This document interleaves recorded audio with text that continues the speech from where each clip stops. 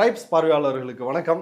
இன்று நம்மோடு இணைந்துள்ள சிறப்பு விருந்தினர் முன்னாள் சட்டமன்ற உறுப்பினர் மதிப்பிற்குரிய திரு நிஜாமுதீன் அவர்கள். வாருங்கள், அவரோடு உரையாடலாம். சார் வணக்கம். சார் வணக்கம். வணக்கம் சார். சமீபத்தில் மதுரை உயர்நீதிமன்ற நீதிபதி ஜி.ஆர். சுவாமிநாதன் அவர் கொடுத்த ஒரு தீர்ப்பு ஒரு சர்ச்சையாக மாறி இருக்கிறது. மதுரையில் போராட்டம் நடத்தி இருக்கிறாங்க. வாஞ்சிநாதன் அப்புறம் இஸ்லாமிய அமைப்புகள்லாம் சேர்ந்து போராட்டம் நடத்தி இருக்கிறாங்க.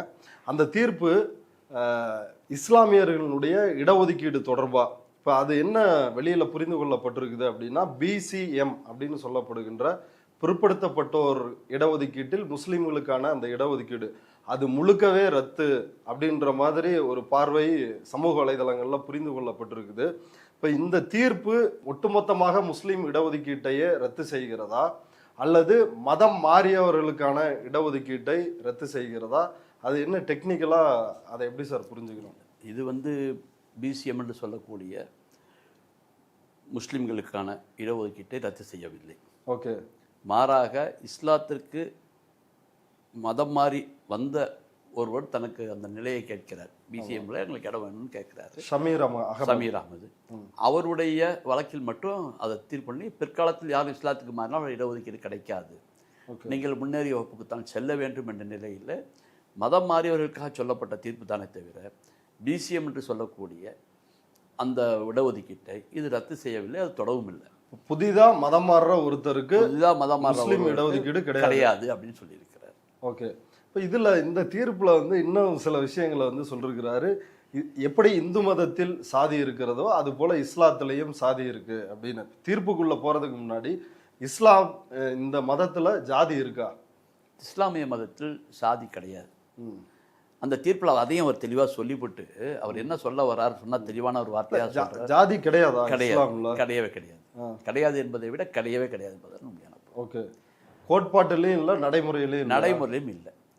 இங்கே இடஒதுக்கீடு கொடுக்கும் பொழுது அவர்களை எப்படி வகைப்படுத்த வேண்டும் என்பதற்காக அவர்களுடைய வம்சாவளி பெயர்கள், கோத்திரங்களாக இருக்கக்கூடிய பெயர்கள், குடும்ப பெயர்கள், தொழில் பெயர்களை கொண்டு அல்லது வாழ்ந்த பூமியின் பெயர்களை கொண்டு அடையாளப்படுத்தப்பட்ட மக்களை அதே சாதி என்று பட்டியலிட்டு விட்டார்கள். ஓகே. இப்போ இதுலயே நீதிபதி பட்டியலிட்டு இருக்கிறாருல்ல, அந்த 7 பிரிவுகள் இருக்குது. அன்சர், டெக்கானி முஸ்லிம்ஸ், துபே குலா, லப்பைஸ் இன்க்ளூடிங் ராவுத்தர், மரக்காயர், பிராக்கெட்டில் where their spoken language is Tamil or Urdu, 5 Mappila, 6 Sheikh, 7 Syed அப்படின்னு 7 பிரிவுகள் சொல்லியிருக்காரு. இது எல்லாமே அடையாள பெயர்கள் தான். அவர் இந்து மதத்தில் இருப்பது போல் இங்கேயும் இருக்கிறது என்று அங்கே நடக்கக்கூடிய இந்த 7 பிரிவு இருக்குல்ல, இது என்னது? அதுக்கு தான் நான் வரேன். இப்போ அவர் அது தெளிவாக அந்த ஜி.ஆர். சுவாமிநாதன் அவர்கள் அவர் சொல்றாரு, 7 பிரிவுகள் இருக்கிறத வச்சுக்கிட்டு இன்னும் நிறைய பிரிவுலாம் இருக்குது, வரலாற்று ரீதியாக அந்த பிரிவு வந்தது காரணத்தில் இந்து மதத்தில் போல் இருக்குது என்று கூட சொல்ல துணியலாம் என்று கிட்ட வர்றார். அப்படியே இந்து மதத்தில் இருப்பது போன்று என்று சொல்வது முற்றிலுமான தவறு. ஓகே. ஆனால் தீர்ப்பில் தெளிவாக இருக்குல்ல, அவர் என்ன சொல்கிறாருன்னா, கிறிஸ்டின் மிஷனரியும் இஸ்லாமிக் பிரச்சாரகர்களும் தொடர்ச்சியாக சொல்லிட்டு வர்றாங்க.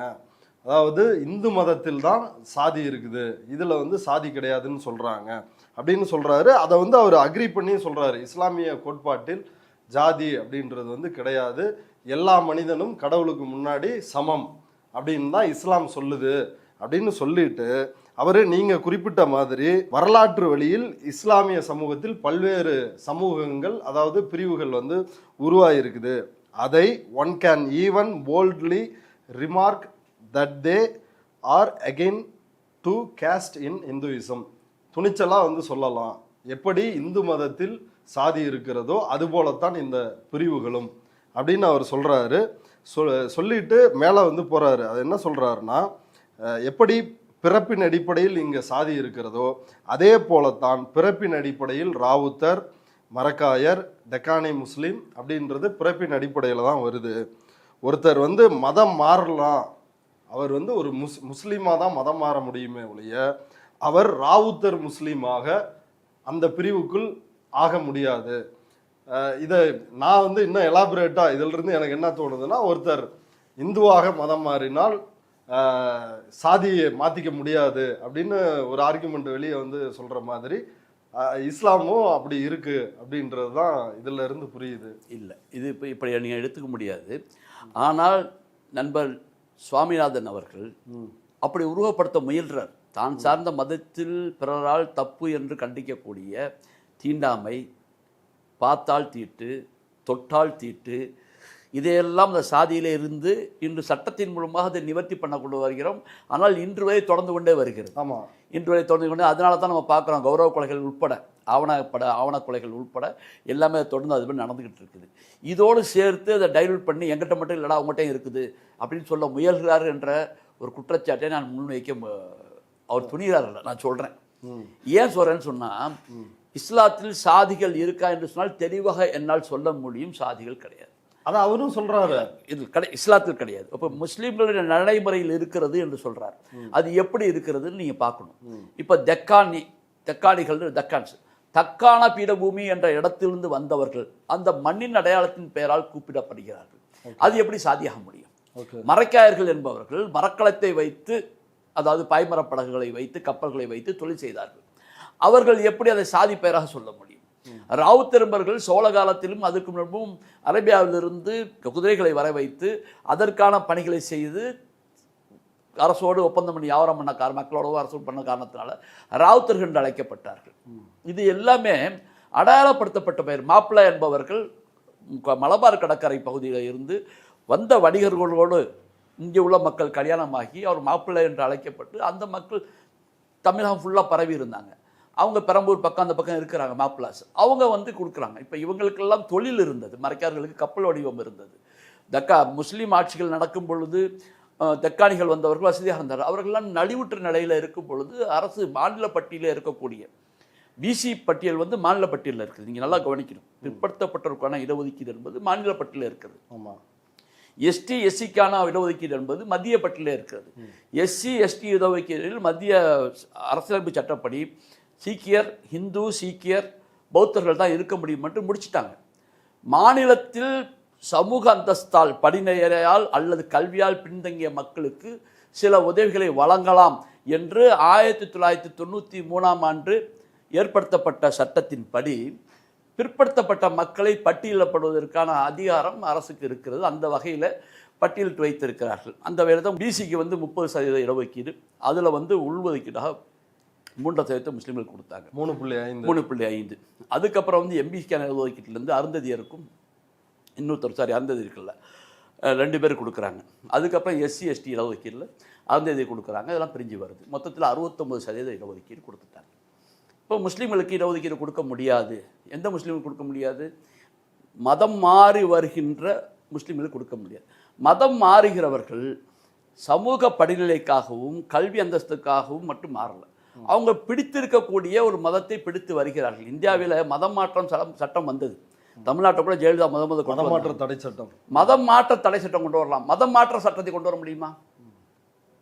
ஒருவரை நான் மதம் மாற்றுகிறேன் என்று சொன்னால் அதுக்கு தடை சட்டம் கொண்டு வரலாம். மதம் மாறுகின்ற தடை சட்டத்தை கொண்டு வர முடியுமா? மதம் மாறுவதற்கு தடை சட்டம் கொண்டு வர முடியும்? கான்ஸ்டியூஷனில் முடியாது. நான் நாளைக்கு வேண்டாம் எந்த மதத்துக்கு வேணாலும் போகலாம்.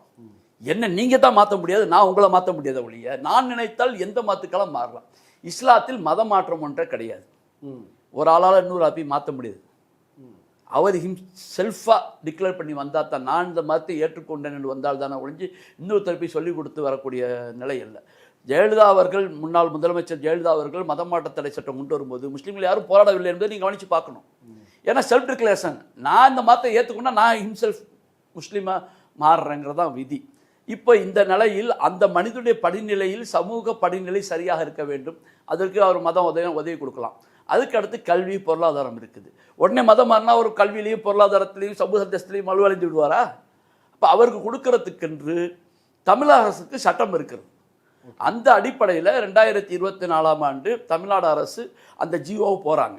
ஓகே, இப்போ இதில் கூட எனக்கு வருத்தம் உண்டு. தமிழ் அரசு ஏன் அப்படி சந்திச்சுன்னா, 1993ஆம் ஆண்டு தமிழகத்தில் சட்டமன்றத்தில் ஜெயலலிதா அவர்கள் சட்டத்தை கொண்டு வருகிறார்கள். அதில் கிறிஸ்டியானிட்டிக்கு வரக்கூடிய, வேறு மதத்திலிருந்து கிறிஸ்டியான வரக்கூடிய கிறிஸ்துவர்களுக்கு, அவர்கள் அன்னைக்கு வந்தாலும் சரி, எத்தனை தலைமுறைக்கு வந்தாலும் சரி, அவர்கள் எஸ்சியிலிருந்து வந்தாலும், எம்பிசியிலிருந்து வந்தாலும், பிசியிலிருந்து வந்தாலும், உயர் சாதியை தவிர வந்தாலும் அவர்கள் பிசி என்று கருதப்படுவார்கள் என்று சட்டமன்றத்தை தீர்மானம் போட்டு 18வது பட்டியலில் சேர்த்திருக்கிறாங்க. ஓகே, அந்த சட்டம் வந்து தமிழ்நாடு இடஒதுக்கீடு சட்டம் 1993 பிரிவு 3A படி பெற்ற அதிகாரத்தின் அடிப்படையில் சமூக ரீதியாக பின்வரிய 18வது பட்டியலில் கொடுக்குறாங்க. இப்படி கொடுக்கும் பொழுது அவர்களுக்கு அந்த கிறிஸ்டியானிட்டிக்கு வரக்கூடியவர்களுக்கு கிடைக்கக்கூடிய பிசி என்ற அந்தஸ்து முஸ்லீம் அவர்களுக்கு ஏன் கொடுக்கக்கூடாது? அப்போ அரசியலமைப்போ அரசாங்கமோ நீதிமன்றமோ ஒருதலை பட்சமாக சிந்திக்கிறதா? இவ்வளோ வரி வரியா எழுதி கொடுக்கக்கூடிய எனது நண்பர் சுவாமிநாதன் அவர்கள் இந்த சட்டத்தை ஏன் குறிப்பிட்டு காட்டவில்லை? இந்த ரொம்ப வரிசையாக கொண்டு வர்றாரு. நீங்கள் வந்து இப்போ மறைக்காரா பிறக்க முடியாது, சாரி மாற முடியாது, டக்னியாக மாற முடியாது, நீங்கள் இஸ்லாத்துக்கு வந்தால் முஸ்லீமாக தான் இருக்க முடியும் என்று சொல்லுகிறார். இப்படி ஒரு ஜீவாவை போட்டிருக்கீங்களா, நீங்கள் ஏன் இப்படி ஒரு ஜீவா கிறிஸ்டியானிக்கு போட்டு முஸ்லீம் ஊட்டியன்னு கேட்க வேண்டியது தானே? ஒரு நலம் சார்ந்த சிந்தனை என்றால் அதை தான் செய்யணும். அதை செய்யாமல் இருப்பது எப்படி என்று புரியவில்லை. இப்போ நாங்கள் சரி இந்த பிரிவுகளாக இருக்குது, நீங்கள் சொல்கிறத மறைக்காரு ராவுத்தர் பிரிவுகளாக இருக்கிறது. அங்கே இந்து மதத்தில் இந்த சாதிக்குள்ளே திருமணம் செய்வதற்கான தடைகள் இருக்கின்றன. அதை தாண்டி தான் இப்போ புரட்சி பண்ணிகிட்டு இருக்கிறோம். நடக்காமல் இல்லை, இப்போ நடக்குது. புரட்சியின் அடிப்படையில் பெரியாருடைய வருகைக்கு பிறகு நடக்குது, சாதிய மறுப்பு திருமணங்கள் நடக்குது, சுயமரியாதை. ஆனால் இஸ்லாத்தில் அந்த தடையே இல்லையே. இன்னைக்கு இல்லை, 100 ஆண்டுகளுக்கு முன்பாக என் வீட்டில் எங்கள் அப்பா கல்யாணத்தை எங்கள் அப்பா மறைக்காரு, மாலிமார், எங்கள் அம்மா நகுதா, நான் மாலிமார், என் பஞ்சாதி மறைக்காரு. இப்படி ஒரு கலப்பு திருமணங்கள், கலப்பு திருமணமே அல்ல, எங்களுக்கு திருமண தடை இருந்தால்தான் இது கலப்பு. இதில் ராவுத்தரும் மறைக்காரோ, லவ்வையும் மறைக்காரோ, எல்லோருமே கலந்து உண்ண பருக திருமணம் செய்ய வீட்டுக்கு வர எல்லாமே இருக்கும் பொழுது இது சாதிய தடை என்று சொல்ல முடியும். நீங்கள் பேர் வச்சுக்கிட்டீங்க, எங்களுக்கு பேர் குடும்ப பேர், எங்களுக்கு பேர் வம்ச பேர், எங்களுக்கு பேர் இட அடையாள பேர். இதை நீங்களே ஒரு பிரிவை போட்டு இதை சாதி என்று அழைத்து கொண்டால் உங்களுக்கு உங்களுடைய தவறை நியாயம் கற்பிதற்கு இது பயன்பட்டு விடுமோ என்று அஞ்சுகிறேன். இது அதாவது இந்து மதத்தில் உள்ள சாதியை அதே போலதான் எல்லா இடத்துலயும் இருக்கு, டைலூட் பண்றீங்க. அங்கே இருக்குப்பா, என்கிட்ட இருக்குது அப்படின்னு சொல்றேன். அப்புறம் ஏன் நீ மதம் மாறுற? மதம் மாறுறது வேண்டாம், நீ ஏனே கொட்ட சொல்ற. மதம் மாறுறது அப்புறம் விட்டுருங்க, நீ ஏன் எங்களை மட்டும் கொட்ட சொல்ற? தொட்டால் தீட்டு பார்த்தா தீட்டு எங்களை மட்டும் கொட்ட சொல்ற. கிறிஸ்டியானிட்டியில் இருக்குது, நாடார் இருக்குது, எஸ்சி இருக்குது, எல்லாம் வச்சுருக்காங்க, முஸ்லீம்லேயே இருக்குதுப்பா அப்படின்னு சொல்லி இவன் மட்டும் என்ன நல்ல பேர் வாங்குறது? நீனு சாக்கடாவா அப்படின்னு சொல்லக்கூடிய வார்த்தையை பயன்படுத்தக்கூடிய தீர்ப்பை கொடுத்துட்டு போங்க. அது நான் சொல்லக்கூட துணிவேன். இது ஏற்கனவே வெளியில் வந்து ஆர்எஸ்எஸ்காரர்கள் பிரச்சாரம் பண்ணுற ஒரு கருத்தும் தானே இது. ஆமாம், இந்து மதத்தில் மட்டும் அதான் நீ மதம் மாறிட்டியே, அங்கே என்ன சாதி இல்லையா? அங்கே தான் இருக்க சாதி, கிறிஸ்டியானிட்டிலையும் இருக்குது, முஸ்லீம்லேயும் இருக்குது அப்படின்னு அந்த ஆர்குமெண்ட் வெளியில தொடர் பிரச்சாரமா இப்போ வரைக்கும் பண்ணிட்டு இருக்காங்க. இஸ்லாத்தில் மதம் மாறக்கூடியவர்களுடைய பிரதான கொள்கையாக எடுத்துக்கொள்ள வேண்டிய அவசியம் மத மாற்றம் என்பது, சாதி மாற்றம் என்பது அல்ல. உருவமில்லாத ஏக இறைவனை ஏற்றுக்கொள்ளுதல் என்பதுதான் பிரதான கொள்கை. அவனுடைய தூதரையும் ஏற்றுக்கொள்வது, அந்த கொள்கையை ஏற்றுக்கொள்வது, அதெல்லாம் அப்புறம் தான். ஃபர்ஸ்ட் பிரதான கொள்கை. இது இடஒதுக்கீடுக்காக மதம் மாறுவது என்பதுங்கிறதெல்லாம் ஒன்றும் கிடையாது. இடஒதுக்கீடுக்காக ஒருத்தர் வந்து இஸ்லாத்துக்கு மாறிட்டு போயிட்டாரு, மற்ற கொள்கை ஏற்றுக்கலாம் முடியுமா? முடியாது. அவர் ஏற்றுக்கொண்டு அவர் அழைக்கணும். அதாவது நீங்கள் விஷயத்தை பார்க்கணும், இஸ்லாத்தை ஏற்றுக்கொள்பவர்கள் முஸ்லீம் என்று அழைக்கப்படுகிறார்கள், கிறிஸ்டியானிட்டியை ஏற்றுக்கொள்ளக்கூடியவர்கள் கிறிஸ்டின் என்று அழைக்கப்படுகிறார்கள், பௌத்த மதத்தை ஏற்படுத்தக்கூடியவர்கள் ஏற்றுக்கொள்ள பௌத்தர் அழைக்கப்படுகிறார்கள். ஆனால் இஸ்லாத்துக்கு மட்டும்தான் இஸ்லாத்தை ஏற்றுக்கொண்டவர்களை நீங்கள் இஸ்லாமியர்னு கூப்பிட முடியாது, முஸ்லீம் என்று தான் கூப்பிட முடியும். அதான் விதி. அப்போ நீங்கள் எங்கே நெறி பிறந்தாலும் இஸ்லாம் அப்படியே நிற்கும். அதை ஒத்துக்கிறார் ஜட்ஜி. இஸ்லாத்தில் கிடையாது, இஸ்லாம் புனிதமானது, முகமது நபியினுடைய ஸல்லல்லாஹு அலைஹி வஸல்லம் அவர்களுடைய கடைசி பிரச்சாரத்தில் அரபியை விட யாரும் உயர்ந்திருக்க முடியாது என்பதோ அல்லது அரபிய மற்றவர்களை உயர்ந்தவர்கள் என்பதோ கூடாது, ரொம்ப தெளிவாக சொல்லியிருக்கிறாரு அப்படின்னு சொல்லி ரொம்ப அழகாக சொல்கிறார். அதெல்லாம் சொல்லிட்டு வந்து கடைசியில் நடைமுறையில் இருக்குது. எங்கே இருக்குதுன்னு குறிப்பிட்ட இடம் சொல்லலை. தமிழ்நாட்டில் இருக்குது, மற்ற ஊரில் கிடையாது, தமிழ்நாட்டில் இருக்குதுங்கிறாரு. எல்லா ஊர்லேயும் இருக்குது. முகமது நபி அவர்கள் குறைசி வம்சத்தில் பிறந்தவர்கள். குறைசி குலம், வம்சம் என்றால் குலம், குறைசி குலத்தில் பிறந்தவர்கள். அவங்க குளத்தில் பிறந்துட்டு அவங்க வேற குலத்தை கல்யாணம் பண்ணாங்க. தடை கிடையாது, இப்போ இல்லை. இப்போ தடையில் நான் இங்கே சொல்கிறேன், அங்கும் அப்படி தான் நடந்தது. எல்லா குளத்துலேயோ குறைசி வம்சத்தில் கல்யாணம் பண்ணாங்கன்னு கிடையாது. அப்போ அந்த காலத்தில் நடந்ததாக யாராவது வாதம் பண்ணால், இப்போ நான் இருக்கிற நாகூரில் மறைக்கார்கள் அதிகமாக இருந்தால் நான் யார்கிட்ட போய் கல்யாணம் பண்ண முடியும்? அந்த காலத்தில் அந்தந்த ஊரில் கல்யாணம் பண்ணிட்டு இருந்தாங்க. மறைக்கார்கள் அதிகமாக ஊரில் மறைக்கார் தான் கல்யாணம் பண்ணுவாங்க. இப்போ பறந்து போய் போக்குவரத்து வந்த பிறகு எல்லாரும் எல்லா இடத்துல கல்யாணம் பண்ணிக்கலாம். திருமண தடை என்பதே கிடையாது. எங்கள் வீட்டில் மருமக வந்தால் ஸ்டவ் வெடிக்காது, யாருக்குமே வந்து கௌரவ கொலை நடக்காது. அந்த வழக்குகள்லாம் எங்ககிட்ட இல்லையா? அதுக்காக நீங்கள் உங்கள் மேலே உள்ள தப்பை நிர்வகிக்கிறதுக்காக இப்படிலாம் போட்டு நிறவ வேணாம். நீங்கள் தீர்ப்பு அரசு ரீதியாக கொடுக்குறீங்க. என்னை பொறுத்தவரை இந்த வழக்கை தமிழ்நாடு அரசு மேல்முடி செய்ய வேண்டும் என்று எல்லோரும் விரும்பி இருக்கிறார்கள். தேவையே இல்லை. ஏன்? நீட்டாக சட்டமன்றம் கூடுது. 1993 சட்டப்படி பொருளாதார ரீதியாக, சமூக படிநிலை ரீதியாக, கல்வி படிநிலையும் சமூக படிநிலை தான் அது சொல்லப்படுது. அப்போ கல்வி படிநிலையும் வந்து ஒருத்தர் உடனே இன்னைக்கு வந்த உடனே அவருக்கு வந்துடாது. ஒரு மதத்துக்கு மாறிட்டார், கிறிஸ்டியானிட்டிக்கு முஸ்லீம் மாறிட்டா உடனே வந்துடாது.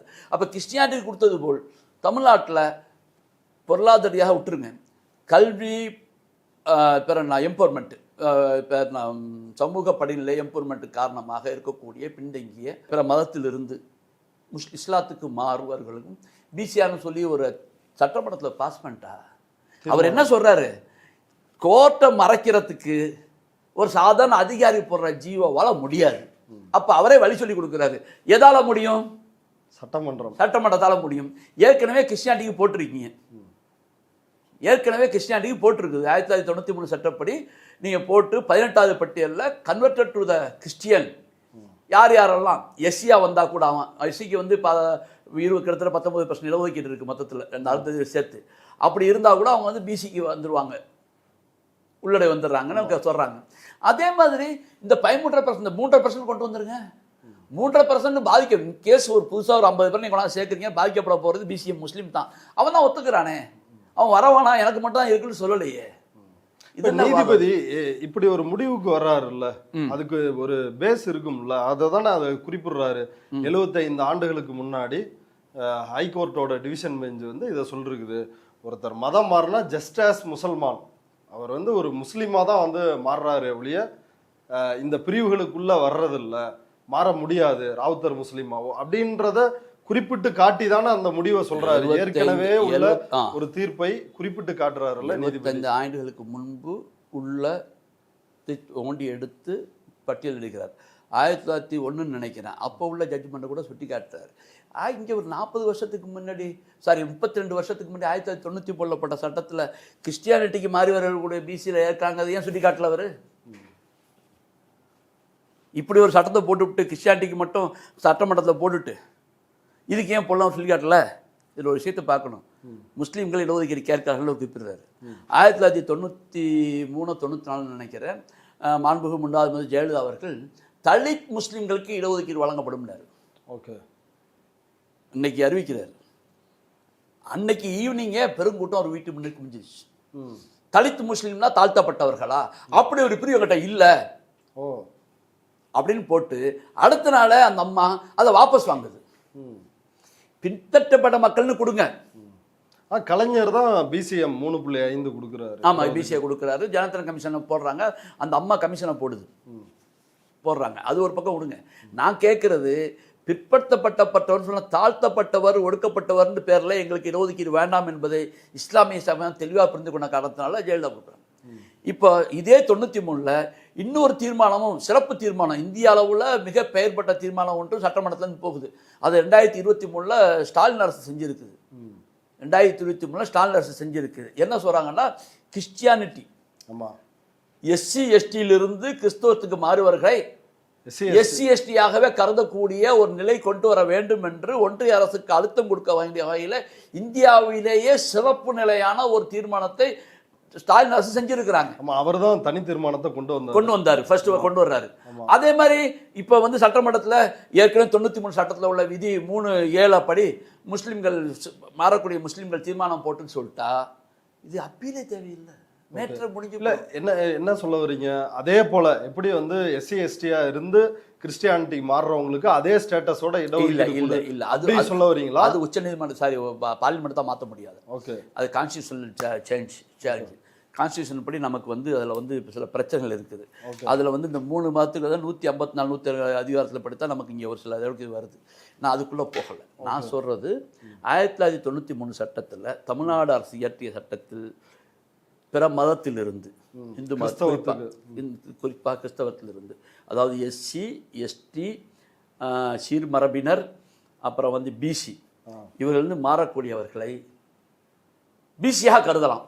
ஆமாம், சட்டம் இருக்குது. அதே மாதிரி ஒரு சட்டம் எஸ்சி எஸ்டி சீர்மரபினர் எம்பிசி பிசியிலிருந்து வருபவர்களை பிசிஎம்மாக கருதலாம் சொல்லி போட்டால் முடிஞ்சு போச்சு. ஓகே, ஆனா இந்த விவகாரத்துல இதுவரைக்கும் விஜய் அரசு எந்த ரியாக்ஷனுமே இல்லை. மேல்முறையீடு செய்யணும்னு சொல்லியிருக்கிறாங்க. எதுவும் சொல்ல முடியாது. மேல்முறையீடு செய்வோம்னு ஒத்துக்கிட்டாங்க. இந்த தீர்ப்பை நாங்கள் வந்து எதிர்க்கிறோம். இல்லை, இது இப்போ மேல்முறையீடு செய்கிறோம் அப்படின்னு சொல்லிருக்கிறாங்க. அதே போல தான் சிடிஆர் நிர்மல்குமார் சட்டத்துறை அமைச்சர் வந்து திருப்பரங்குன்றம் தர்காவுக்கு பக்கத்தில் இருக்கிற சர்வே தூணில் தீபம் ஏற்றணும் அப்படின்ற உத்தரவுக்கு எதிராக இப்போ வரைக்கும் மேல்முறையீட்டுக்கு எதுவும் போகலையே. 2 வருஷத்துக்கு முன்னாடி இருந்த நிலைமையே தொடரும் அப்படின்னு வாயில தான் சொல்றாரு. ஆனா நடைமுறைக்கு வரல. ஆனால் போறதுனால வாக்குறுதியாக கொடுத்துட்டாரு. சென்ற அரசு செய்தது போல், கடந்த கால நிலைப்பாடு போல்னாக்க சென்ற அரசு செய்தது போல் தொடரும்னு சொல்லிட்டாரு. அது திமுக அரசாக கூட இருக்கலாம், அது வெளிப்படையாக சொல்ல முடியல, சொல்லிட்டாங்க. அதே மாதிரி இந்த விஷயத்தில் அப்பீல் போகிறேன்னு சொல்லிட்டாங்க. என்னை பொறுத்தவரை அப்பீல் என்பதை விட, அப்பீல் போனால் கூட 1993 சட்டத்துப்படி செல்லும், நிற்கும். 1993 தமிழ்நாட்டுடைய இடஒதுக்கீடு சட்டத்துப்படி அதை நிற்க வைக்கலாம். கொஞ்சம் கஷ்டப்படணும். அது கிறிஸ்தவர்களுக்கு கொடுத்த இடஒதுக்கீடு போல் இது கொடுத்துடலான்னு கொண்டு வரலாம். அதை விட சிறப்பு, தெளிவாக சட்டமன்றத்தில் ஒரு தீர்வை கொடுத்துட்டு அவர் சொல்கிறார், என்னென்று அவரல்ல, நீதிமன்றத்தை ஒரு ஜீவாவால் கட்டுப்படுத்த முடியாது. இப்போ தமிழ்நாடு சட்டமன்றம் மக்கள் மன்றமாச்சே, அது வரைக்கும் கொடுத்துடலாம். ஆகையினால் இந்த மாதிரி ஒரு மதத்தோடு இன்னொரு மதத்தை ஒப்பிட்டு நியாயப்படுத்தி கொள்வது நல்லதல்ல. ஒரு மக்கள் தெளிவாக சரிசமமாக வாழ்ந்து கொண்டிருக்கிறார்கள். மீண்டும் மீண்டும் நீங்கள் சாதினா எந்த சாதியுமே கிடையாது யாருக்கு. ஏற்கனவே கடந்த காலங்களில் நீதிபதி ஜே.ஆர். சுவாமிநாதன் அவர்களுடைய தீர்ப்பு அப்படின்றது வந்து ஒரு சனாதனத்தை நியாயப்படுத்துவதாக இருக்கிறது அப்படின்னு அவர் மீது பல்வேறு அமைப்பினரும் தோழர் வாஞ்சநாதன் உட்பட பலரும் வந்து குற்றம் சாட்டி இருக்கிறாங்க. இப்போ இது அதோட எக்ஸ்டென்ஷன் அப்படின்னு பார்க்கலாமா? அதே போல் இஸ்லாமியர்களுக்கு எப்படி வந்து ஒரு ஆர்எஸ்எஸ்க்கு என்ன பார்வை வந்து வைக்கிறாங்களோ அதே மாதிரி ஒரு பார்வை நீதிபதி ஜே.ஆர். சுவாமிநாதனுக்கு இருக்கு. இது போன்ற தீர்ப்புகள் தொடர்ந்து வறுமையானால் மாண்புமிகு நீதிபதி சுவாமிநாதன் மீதும் இதே போன்ற கருத்து பதியத்தான் வரும். இதில் மாற்று கருத்து இல்லை. தொடர்ந்து வந்தால் அப்படி தான் வரும். ஏன்னா அப்படி தான் நினைக்கக்கூடிய சுச்சுவேஷனில் சில தீர்ப்புகள் அமைகிறது. உதாரணத்துக்கு அதுக்கு முன்னே ஒரு தீர்ப்பு, ஹஜ்ஜி பெருநாள் அன்னைக்கு மாட்டுக்கறி மாடாக இருக்கிற சம்பந்தமாக ஒரு பெரிய நீண்ட ஒரு தீர்ப்பை மிக குறுகிய காலத்தில் ஒரு நாள் விசாரணையில் கொடுக்குறாரு. இதே வழக்கு உச்சநீதிமன்றத்தில் போகும்போது பண்டிகை வந்துடுச்சு அப்படின்னு தள்ளுபடி பண்ணதாக ஒரு செய்தியை நம்ம பார்க்குறோம். ஆனால் அதே மாதிரி வழக்கு தமிழ்நாட்டில் உயர்நீதிமன்றத்தில் வரும்போது அதை எடுத்துக்கிட்டு ஒரு விசாரணையில் ஒரு நாள் அவகாசத்தில் பெரிய நீண்ட ஒரு தீர்ப்பை கொடுத்து இப்படி வேணும் அப்படி வேணும், டாக்டர் வச்சு அறுக்கணும் கொள்ளணும், ஒரு விஷயத்தை பார்க்கணும்.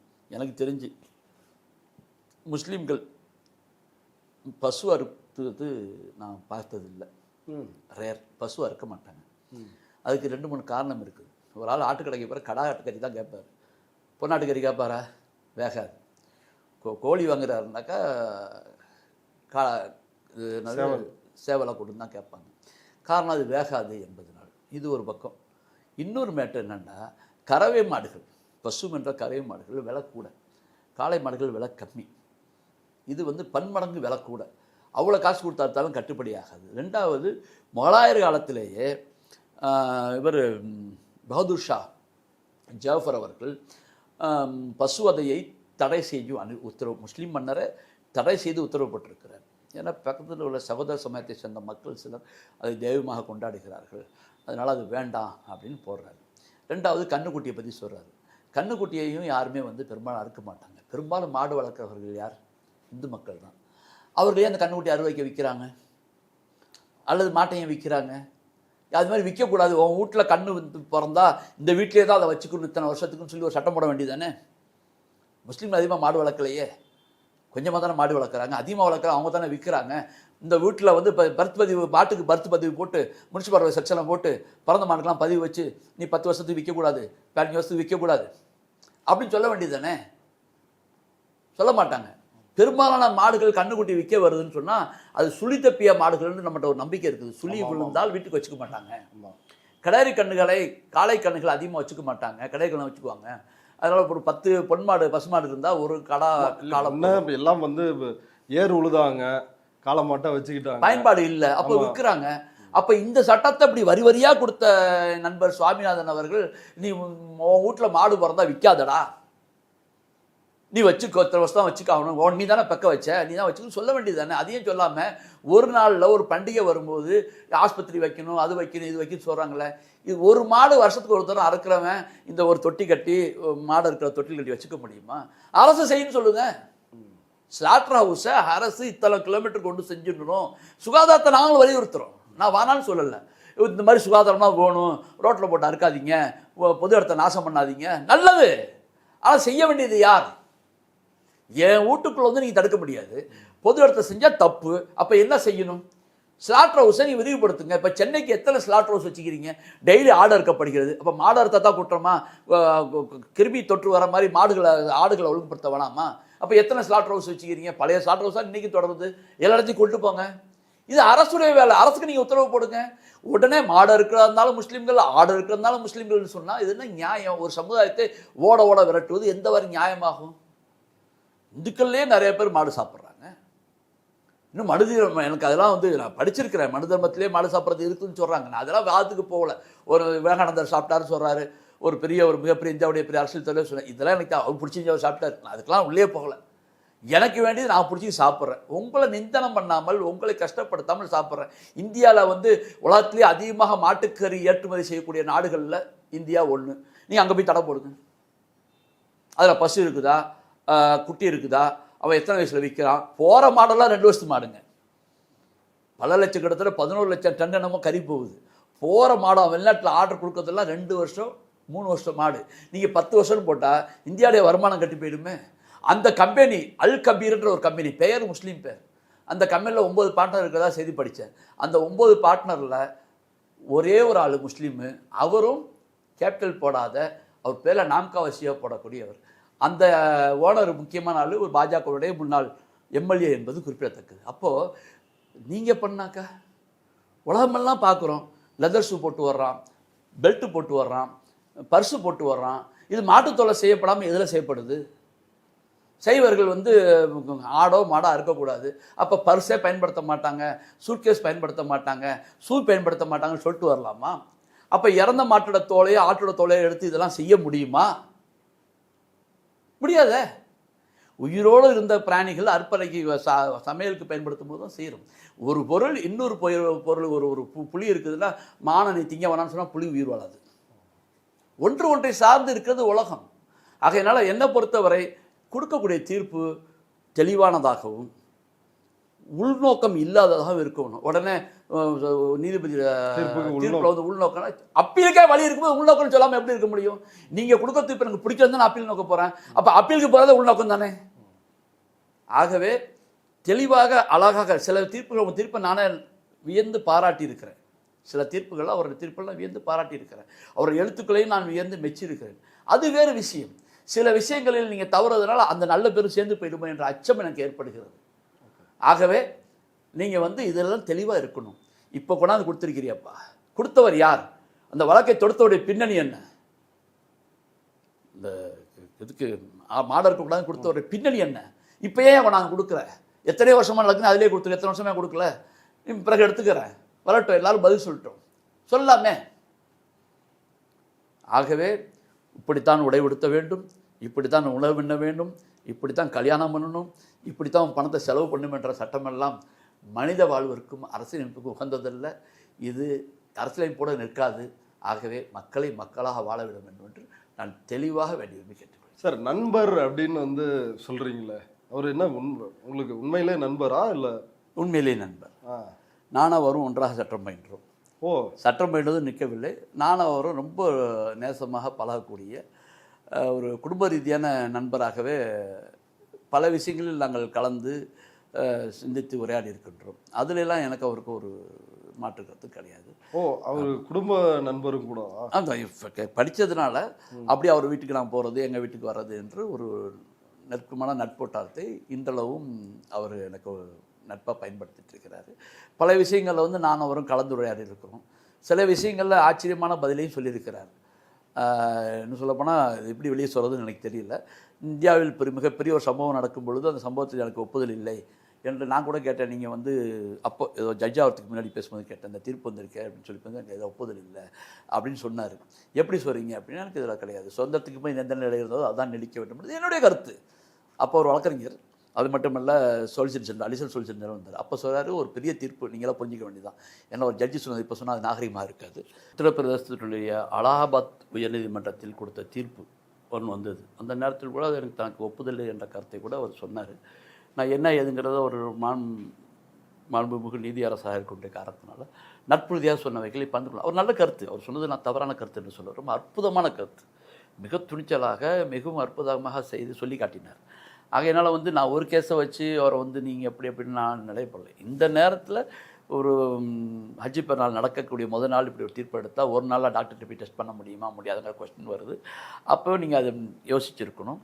அதே மாதிரி வந்து மற்ற விஷயங்கள் மாடு வந்து விற்கிறவங்களும் வாங்க அறுக்கிறவங்களுக்கும் பிரச்சனை இருக்குது. அப்போ விற்கிறவங்களோட தடை என்ன இதை சொல்லியிருந்துருக்கணும். அதே மாதிரி இடஒதுக்கீட்டில் இப்போ முஸ்லீம்களுக்கு இல்லை அப்படிங்கும்போது கிறிஸ்டியானிட்டி இருக்குது இவ்வளோ அழகாக நீங்கள் வருஷப்படுத்தும் பொழுது இதை மட்டும் ஏன் விட்டுட்டு பண்ணுறீங்க? அதையும் நீங்கள் அரசிட்ட கேட்கலாமே, அரசியை முஸ்லீம்களுக்கு செய்யவில்லைன்னு நீங்கள் கேட்டிருக்கலாமே, அதை கேட்கல இல்லை. அப்போ இப்போதைக்கு என்னுடைய தேவை அரசு சட்டமன்றத்தில் 1993 இடஒதுக்கீடு சட்டத்தில் உள்ள அதிகாரத்தின் அடிப்படையில் முஸ்லீமாக மாறக்கூடிய மக்களுக்கு எஃப்சி அல்லாத ஃபார்வர்ட் கிளாஸ் ஓப்பன் கிளாஸ் அல்லாத மக்களுக்கும் பிசிஎம்மில் இடம் உண்டுன்னு பொதுவான ஒரு தீர்மானத்தை போட்டாலே இந்த சட்டம் செயல்பட்டுவிடும், இந்த தீர்ப்பு செயலிழந்து விடும். இதற்கு மேல் அப்பீலுங்கிறதெல்லாம் அப்புறம் உள்ள விஷயம். அப்பீல் போனால் ரொம்ப லேட்டாக ஜெயிக்கும், இதே சட்டத்தை வச்சு தான் ஜெயிக்கும். ஆகவே அந்தபடி நான் எதிர்பார்க்கிறேன். ஓகே சார், இந்த அரசு இதை அடுத்து நீங்கள் ஒரு ஆலோசனை சொல்லிருக்கிறீங்க, அதை செயல்படுத்துதான்னு பார்ப்போம். இவ்வளவு நேரம் நம்முடைய பார்வையாளர்களுக்காக இந்த தீர்ப்பு குறித்து விளக்கமாக பேசியதற்கு ரொம்ப நன்றி சார். நன்றி.